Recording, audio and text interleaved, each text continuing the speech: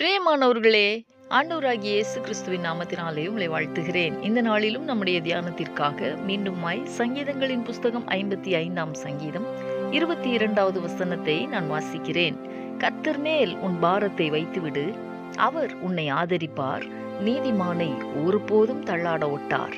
எனக்கு அன்பானவர்களே, தன்னுடைய காரியங்களை எல்லாம் மிஸ்பாவிலே கர்த்தருடைய சந்நிதியிலே சொன்ன எப்தாவை குறித்து நாம் நேற்றைய தினத்திலே தியானித்தோம் அல்லவா?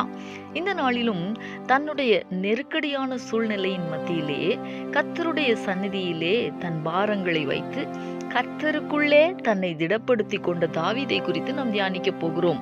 1 சாமுவேலின் புஸ்தகம் 30வது அதிகாரத்தை நாம் வாசித்தால், அமலேக்கியர் வந்து தாவீதுக்கு இருந்த அனைத்தையும் கொள்ளையடித்து தாவீதுடைய சீமையின் மேல் விழுந்து அதை சுட்டெரித்து தாவீதின் 2 மனைவிகளையும் சிறைப்பிடித்து கொண்டு போன போது தாவீது அழுகிறதற்கு தன்னிலே பலனில்லாமல் போகும் மட்டும் அழுதான் என்று நம் வேதத்திலே வாசிக்கிறோம்.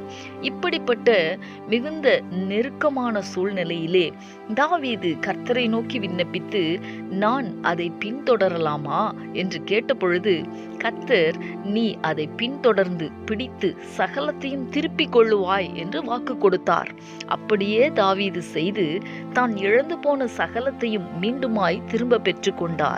எனக்கு அன்பானவர்களே, கர்த்தர் மேல் உங்களுடைய பாரத்தை வைத்து விடுங்கள். தாவீதை போல நீங்கள் இழந்து போன எல்லாவற்றையும் திரும்ப பெறுவீர்கள். தேவன் ஒருபோதும் உங்களை தள்ளாட விட மாட்டார், மாறாக உங்களை ஆதரிப்பார். இந்த கர்த்தருடைய வார்த்தைகளை விசுவாசித்து நாம் ஜெபிக்கலாமா?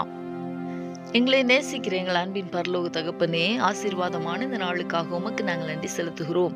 இந்த நாளிலும் கர்த்தர் மேல் எங்களுடைய பாரத்தை வைத்துவிட வேண்டும் என்பதை மீண்டுமாய் எங்களோடு கூட நீர் பேசி இருக்கிற உம்முடைய நல்ல வார்த்தைகளுக்காக உமக்கு நாங்கள் நன்றி செலுத்துகிறோம்.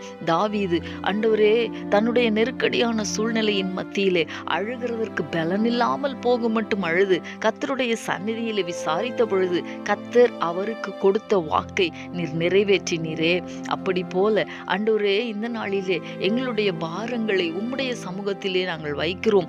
எல்லா விதமான நெருக்கடியான சூழ்நிலைகளின் மத்தியிலேயும் கர்த்தருடைய வார்த்தைகளை கேட்டு அதன்படி செய்கிறதற்கு எங்களை நாங்கள் அர்ப்பணிக்கிறோம். ஆண்டவரே தகப்பனே, இழந்து போன எல்லாவற்றையும் தாவீதுக்கு திரும்ப தந்த தேவன் தம்முடைய பிள்ளைகளுக்கும் அப்படியே செய்து உம்முடைய நாமத்தை நீர் மகிமைப்படுத்த போகிறதற்காக உமக்கு நாங்கள் நன்றி செலுத்துகிறோம். இயேசு கிறிஸ்துவின் நாமத்தில் வேண்டிக் கொள்ளுகிறோம் நல்ல பிதாவே. ஆமேன், ஆமேன்.